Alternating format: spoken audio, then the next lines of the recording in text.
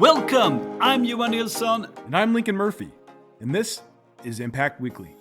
We're here to help you make your customers successful. Each week, we answer your most pressing customer success management questions by relying on our years of experience with companies around the world. Let's get this going.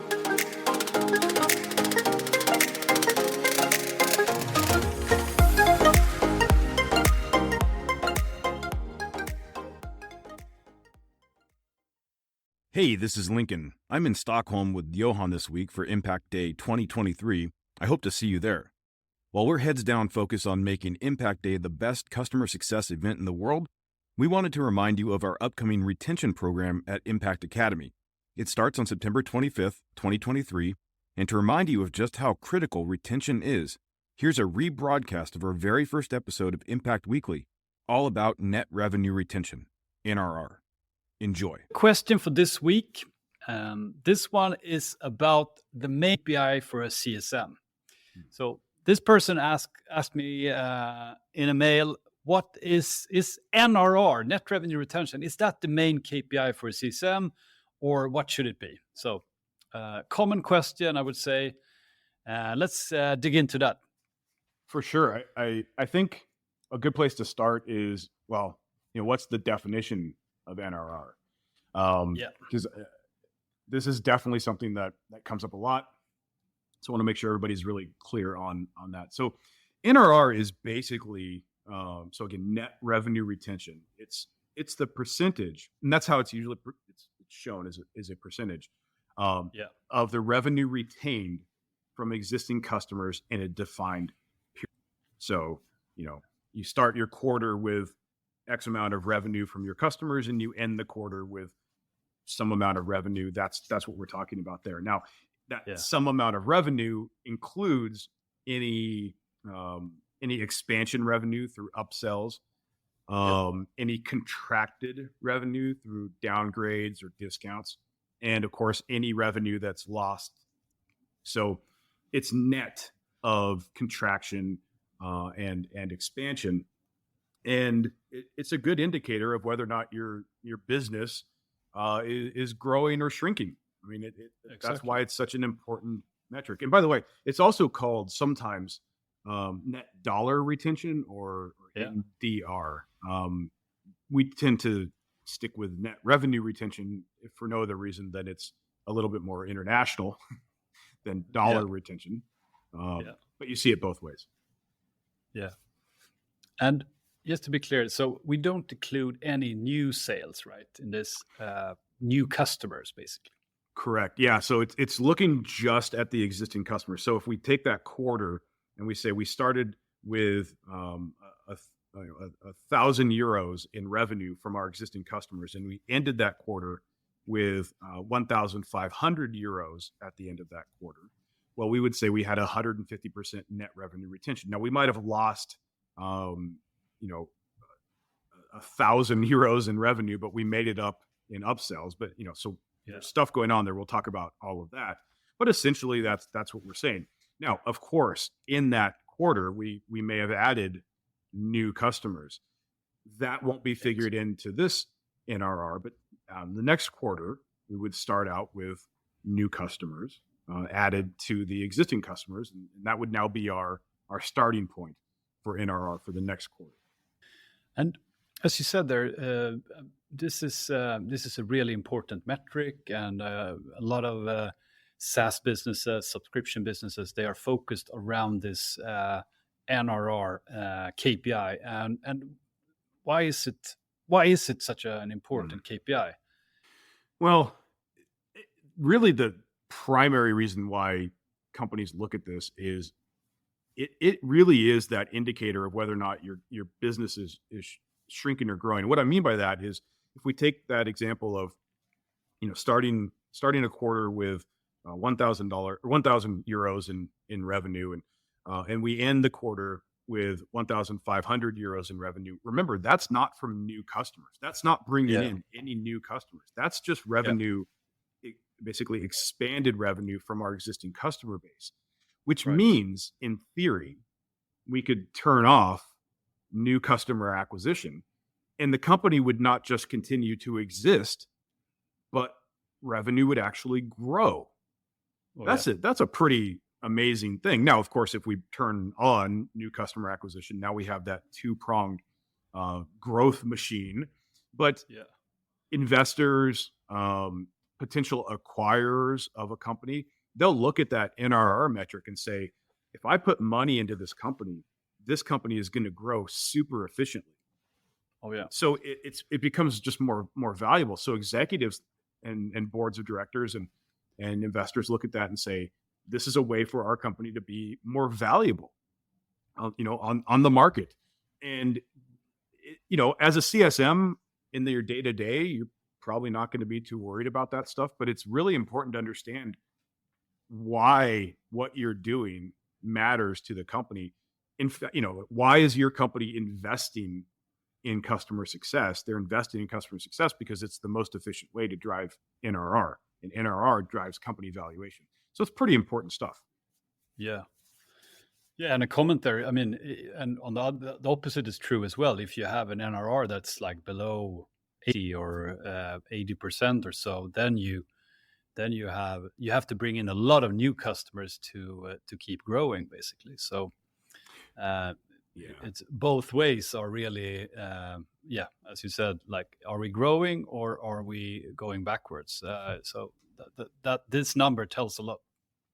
Totally. And like your example, I mean, if you had 80% or less NRR and you turned off new customer acquisition, your company would not just not continue to grow, but I mean, it would stop existing after a fairly short amount of time. So you're right. I mean, it's something that we need to look at, again, on a daily basis as a CSM, even as a head of customer success. It's not something that you're always going to be so focused on, but there are things that make up NRR that you will be focused on. Definitely. And I think this question comes from a person they've heard of net revenue retention, and it's probably talked about a lot in the company, but maybe this person is not feeling, can I really make a difference here? Or how do my day-to-day work fit into this? So I think that's really important because I mean, it is a lagging indicator, and it doesn't really help you in what to do today or tomorrow. So maybe we should go a little bit deeper here and see, for a CSM, how can we have an impact on NRR in our work? Yeah, for sure. And I think so. Now is a good time to kind of talk about, well, what makes up NRR. We've already alluded to this. I mean, it's retention or conversely churn. So we want to make sure we're retaining our customers, having a low churn rate, because when a customer churns, they take all of the revenue that they're paying us with them. But it's also contraction, right? Which is customers staying with us, but paying us less for the privilege to stay our customer, which is not necessarily great, either through discounts or downgrades. And then, of course, there's expansion revenue, getting our customer to buy more. These are what we call the rollup metrics. These are the things that make up NRR. And these rollup metrics are the things that you are going to be focused on in a more acute sense. You're going to be dealing with these on a day-to-day basis, if not these metrics directly, that the activities that you're doing with your customers are going to directly affect these metrics.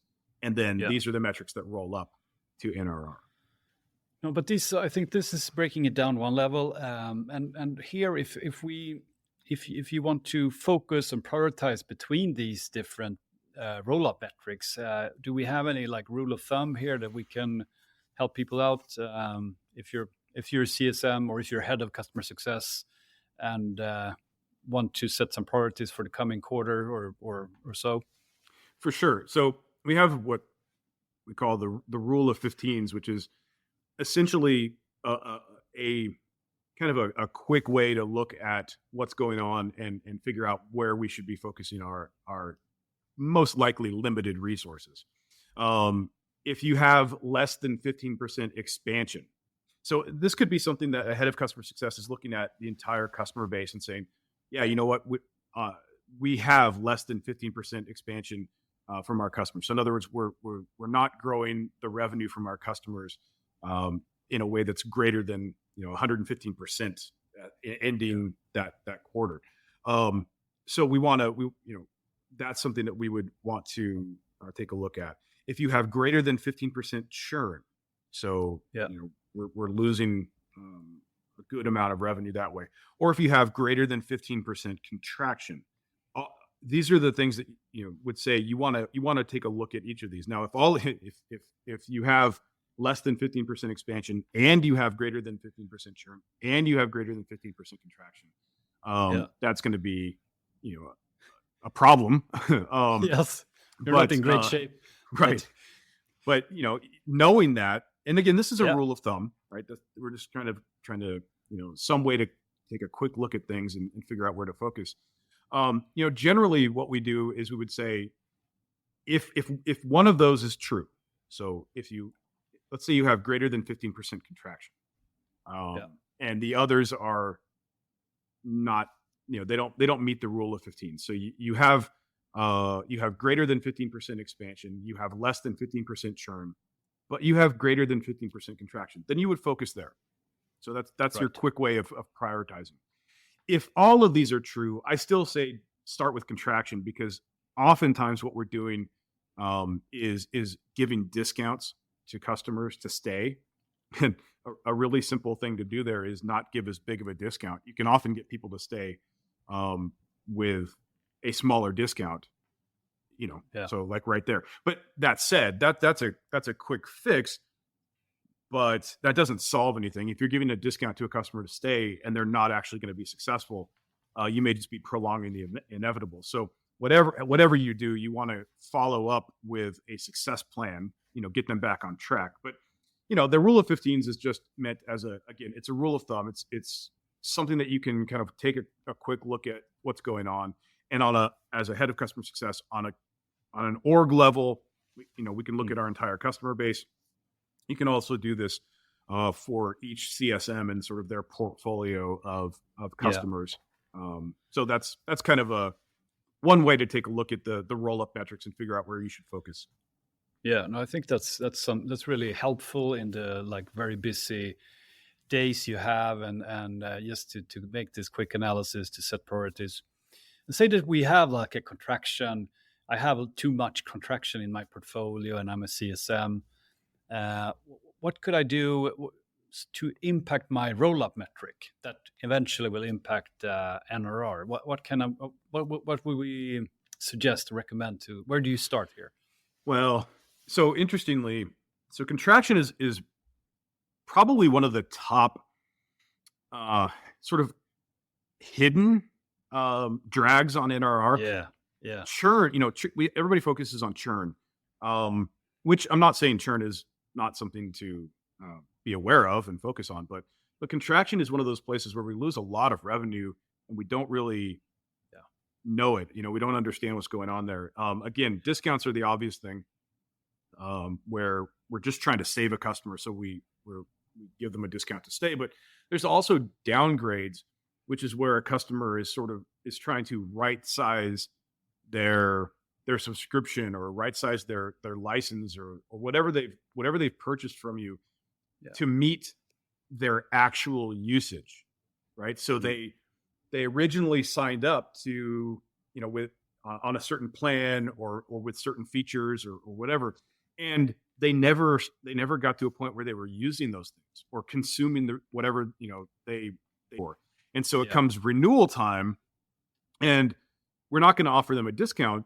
They have been using some of the stuff that they've already bought, but they get to a point where it's like time to renew, and they say, I haven't been using this stuff, so I want to remove that from my subscription. I want to remove that from my contract. And they're going to stay our customer, but now they're paying us less. So that usually happens because of things that occur earlier in the life cycle. Oftentimes we can track contraction back to onboarding. And not a failed onboarding, but what we call just sort of an inefficient onboarding, where customers, it just takes longer, things happen slower. we have a goal of getting our customer on board in, let's say, 30 days, but maybe it's taking 45 or 60 days with this customer. They're just not doing what they need to do. And we get to a point where they maybe they do get to, what we would say they're on board now, but that slow onboarding kind of bleeds over into adoption, and anyway, here we are a year down the road, time to renew. And all the things that we had wanted for them to do and all the things that they wanted to do, they just didn't. Yeah. So now they need to right size. And so we need to go back and look at onboarding. We need to go back and look at adoption and make sure that we're as efficient as possible there, manage expectations properly, that we get them to take the actions that they need to. And that will generally cause an improvement to contraction. So, it's one of those things where you can affect contraction and you can affect churn by making your customer successful. It's not about trying to do anything at the last minute to save them and,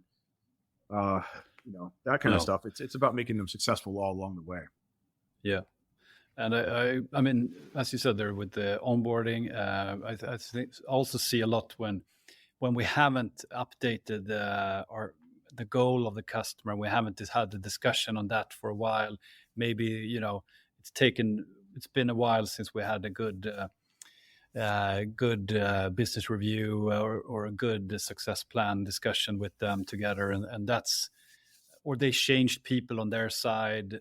Then we see the early signs here with them contracting and becoming less engaged with us due to that. So, I mean, it's the same thing, but it can be also a customer, not just the first year customer or second year. It can be a customer that's been with us for a while, but we haven't been there and looked at their business and what their next steps are with us. So, you make a really good point about making sure that we're continually aligned on their goals, and that this can happen. This is one of those situations where things feel like they kind of snuck up on us. Maybe you're right, not necessarily in the first year, but a couple of years down the road, and all of a sudden the customer wants to downsize or even churn, and you're like, this doesn't make any sense. Everything seemed to be going well by all accounts, and then you realize that their goals had changed. You didn't sync up with them on those goals. Exactly. And you've seen this. They didn't. The customer just didn't know that the company that the product could actually help them with their new goal. So they went and found a different solution. And it's like, well, gosh, if we had known that their goal had changed, we could have shown them exactly how to reach that goal with our product. Yeah. But because we didn't know, they didn't know to even ask. And here we are. So. Yeah. And in those situations, I've seen that you can both not only mitigate or reduce the whole contraction, but you can even turn it around to an expansion. So I think that's why it's so good to focus on these contraction cases, if those are if you have to pick between these and they're kind of equal, the rule of 15 prioritization, right? Because you cannot just only reduce the contraction, but you can even turn it around to an expansion with these customers. So, of course, usually a lot of work behind that, but to do that, you have quite an upside to do it. But this is a lot of things. I mean, we could spend a lot more time on this, but I think this is for CSM thinking about net revenue retention. Let's maybe we should go back to just help this person now. What is the top 3 things to answer the question here? Yeah. So I know that you had a couple of ideas, some practical solutions here. Yeah. So I mean, first of all, I think if you, take full ownership of net revenue retention. Sometimes even if you're not fully responsible or not measured on it, go all in and be aware of this KPI. Be aware that this is going to be what management is going to look at, even the board, investors, everyone. So take as much ownership of it as you can. I think that's the number 1 here. And as we discussed, I would say if I go into number 2, it's about these roll-up metrics. That's where you get more guidance in what to do and what to focus on and prioritize. So looking at both renewals, retention and expansion, looking at contraction, looking at churn on your portfolio, and then start focusing on how to improve those rollup metrics. Exactly. I'll just add one that I think is it's so easy to miss. Well, and you kind of, everything that you just said, this is sort of that thread that runs through all of it. But this one that is so easy to miss when you try to get into the weeds on these metrics. And we're just kind of thinking about, what are the measurements? What's the KPI? Look, NRR is primarily influenced by the success of our customers. That it's that simple. If you focus on making your customer successful, and remember, that's helping them achieve their desired outcome, achieve the goal that they have, which is their objective, and there's a time frame for that, and giving them their appropriate experience along the way, your customer will tend to stay longer, increase their spend, and maybe even advocate for you. So if you simply focus on making your customer successful, your influence on NRR is generally going to be quite positive. So, don't take your eye off of what's really important here, and that's making sure your customers are successful. But knowing why NRR is important, knowing how you contribute to it, all of that is super critical, I believe. If you really want to be a professional CSM, and especially if you want to move from being a CSM into more of a leadership role, this is what the people that run your company are focused on. So it's good to know about this, but on a day-to-day basis, just make sure your customers are successful. That's it. Hey, thanks for listening. Do you want to bring your customer success to the next level? Check out Impact Academy. We have training programs for customer success managers and for leaders in customer success.